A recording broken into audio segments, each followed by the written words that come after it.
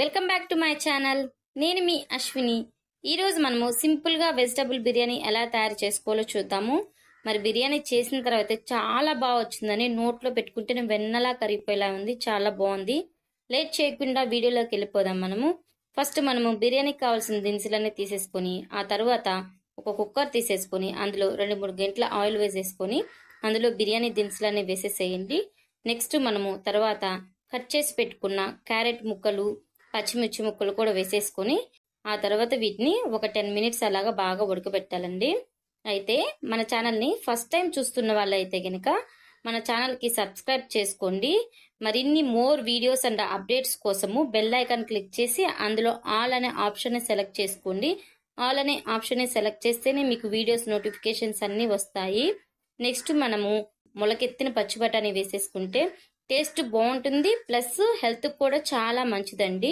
ఆ తర్వాత మనం వీటిని ఒక 10 మినిట్స్ అలాగా బాగా ఉడకబెట్టుకోవాలి. నెక్స్ట్ ఒక స్పూన్ అలాగా అల్లం వెల్లుల్లి పేస్ట్ కూడా వేసేసుకోండి. తర్వాత మనము బిర్యానీకి కావాల్సిన రైస్ ని ముందుగానే కడిగి నానబెట్టుకోండి. ఒక హాఫ్ అన్ అవర్ అలాగా నానబెట్టుకోండి. ఆ తర్వాత మనము వాటర్ లేకుండా నానబెట్టిన బియ్యాన్ని ఇందులో ట్రాన్స్ఫర్ చేసుకోవాలన్నమాట. వేసిన తర్వాత దీనిలో మనము బిర్యానీకి ఒక గ్లాస్ తీసుకుంటే గనక బియ్యము, అదే 2 గ్లాసులు తీసుకుంటే 4 గ్లాసులు వాటర్, అలాగా ఎన్ని తీసుకుంటే అంతకి డబుల్ వాటర్ వేసేసుకొని ఉడకబెట్టేసేసుకోండి. 6 to 7 విజిల్స్ వచ్చేంత వరకు ఉడకబెట్టండి. మనకి ఇంకా బిర్యానీ రెడీ అయిపోతుంది. మరి అయితే మీరు కూడా ఇలా ట్రై చేసి ఎలా ఉంది అని చెప్పేసి కామెంట్ రూపంలో తప్పకుండా తెలియచేయండి. మీ రెస్పాన్స్ అనేది చాలా అవసరము, మీ సపోర్ట్ కూడా చాలా అవసరము. రుచికి సరిపడినంత సాల్ట్ కూడా వేసుకోండి. మరి నేనైతే దావత్ పులావ్ బాస్మతి రైస్ యూజ్ చేశాను. మీరు కూడా కావాలంటే ఇది యూజ్ చేయొచ్చు, లేదంటే నార్మల్ రైస్ అయినా వాడొచ్చండి. బిర్యానీ అయితే చాలా బాగుంది కదండి.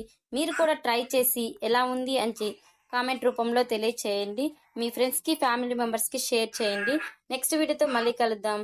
Thank you for watching.